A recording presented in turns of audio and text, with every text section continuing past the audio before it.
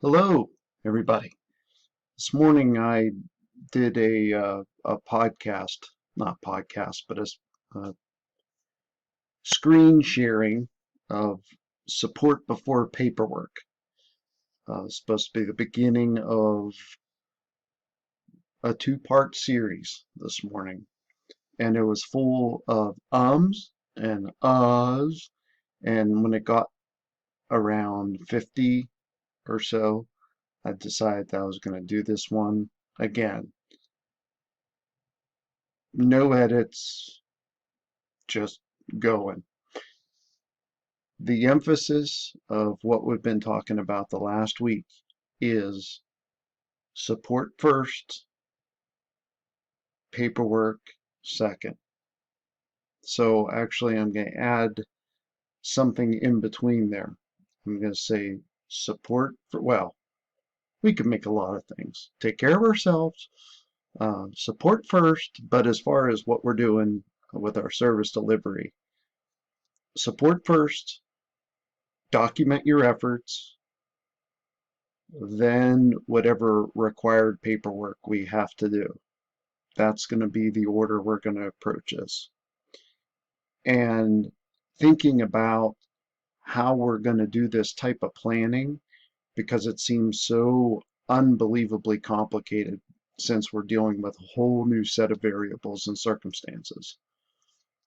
I wanted to communicate, and there's another a process that we are familiar with. It's a process that we think every time that we plan, and it's something that that I'm crazy about, and that's the supplementary aids and services considerations process. So if you look at the screen that I'm sharing with you, there's three main areas that we look at whenever we're starting to develop a plan. These are not secrets, these are not new.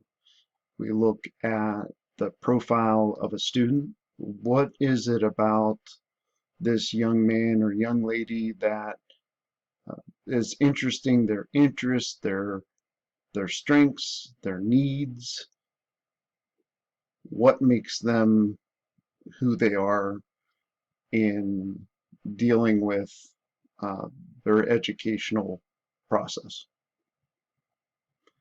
Next, we look at the environmental profiles. What's in the school? What's in the classroom? The bus, those types of areas. Then we look at, and I'm sorry this is hard to read, instructional and support profiles. How does a teacher teach a certain class? How does a bus driver react whenever something happens on the bus? How do we provide support in one class compared to another? So then taking all of those elements and meshing them together helps us focus in on the types of supports that we need to look at. So if you look here in the middle is what I explained, how we would traditionally look at these type of conditions surrounding a student and how we're going to best provide them support. So since this turned completely on its ear, we are now looking at strengths, interests, and needs that may have a different impact on where they're currently at now. A different environment, completely different environment, a completely different type of classroom setting, a different type of teaching, a different type of schedule and support efforts.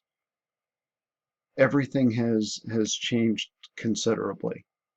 So but using the same methods and mindset that we've used before, we can do it, we can do that the same way whenever we're planning now. And I was hoping to get out some examples to you of what you've helped me put together and some other information that I've been able to gather from the intermediate unit, from the Bureau of Special Education and Patan, some other people that I work closely with. So to talk through some of those type of things as we develop our plans of support.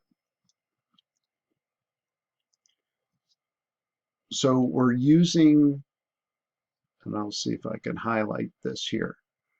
We're using a student's strengths, interests, and needs and potential barriers to develop a reasonable, temporary plan of remote supports.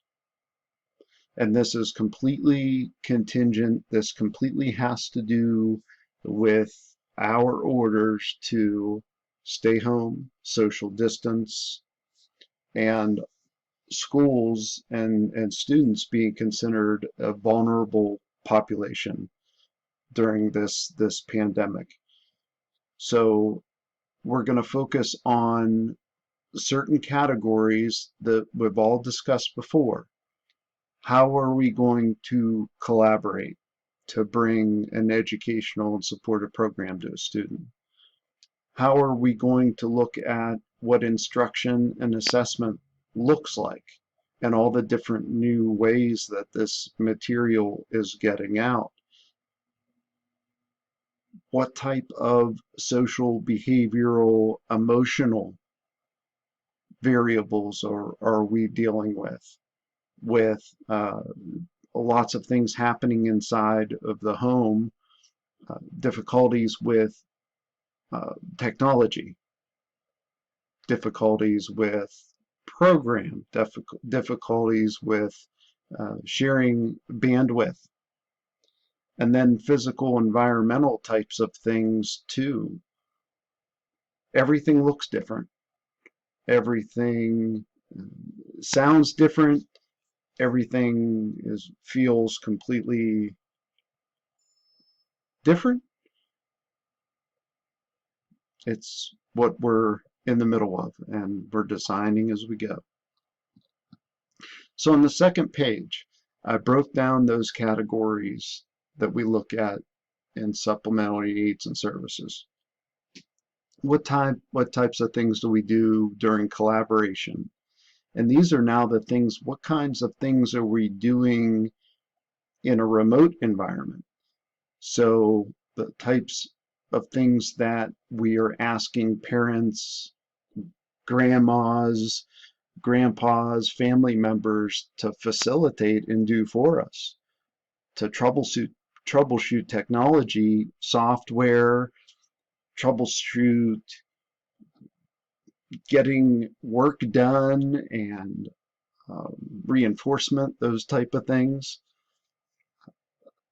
Rewards, tartan tickets.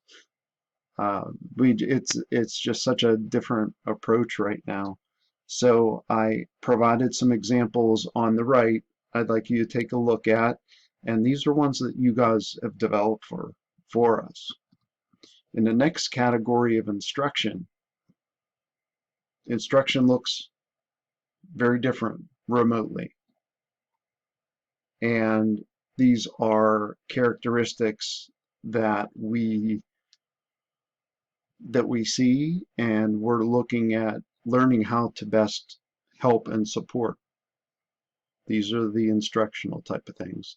And I've also included here a link to a couple of those really, really good resources that seem to be written by the people who are practitioners, the people who seem to have a really good sense of what we're doing right now. Not theoretical, practical. So moving down to social behavioral, social emotional. Some people realize how hard you guys work every single day. Some people have said some really funny things that aren't appropriate for a screencast, obviously. But as far as keeping students on task, keeping them engaged, keeping them excited, learning, practicing, those type of things, it's a different time temporarily, and we're supporting not only the student but the people working with the student during remote times. And the last one, how are we bringing these supports? How are we bringing this collaborative effort to teachers with this massive learning curve? Putting work out there, maybe not realizing that it could be taking some students, they'd have to put in 8 or 9 hours with all the breaks that they need. Taking a look at essential parts of what they need to learn. Also taking a look at the skills and things that students also need, and the opportunities that have presented themselves to us, like talking more about secondary transition, having our transition Tuesdays. So these type of things are what we're looking at in this category. So I, like I said, I wanted to re-record this. It was a little bit early. My work day has been about 4:30 in the morning on. So the initial video was pretty choppy and just wasn't real into it. I know you guys take a peek at, you can't listen to me ramble on for 15 minutes. Um, but hopefully this way of bringing information to you will save some time on Fridays, give you a chance to take a look, add some things, offer some things to everybody else, because it's more than behind closed doors right now. It's in different homes. Talk about closed classrooms. So just another way of looking at the planning, focusing, using what's familiar to us in learning a completely, but we're in a different place using it. Good methods work across situations and across variables. My 2 cents. Have a great day. Enjoy the second part of the video, which was filmed before this one. And I didn't get to finish something in that one, so I'll email it to you.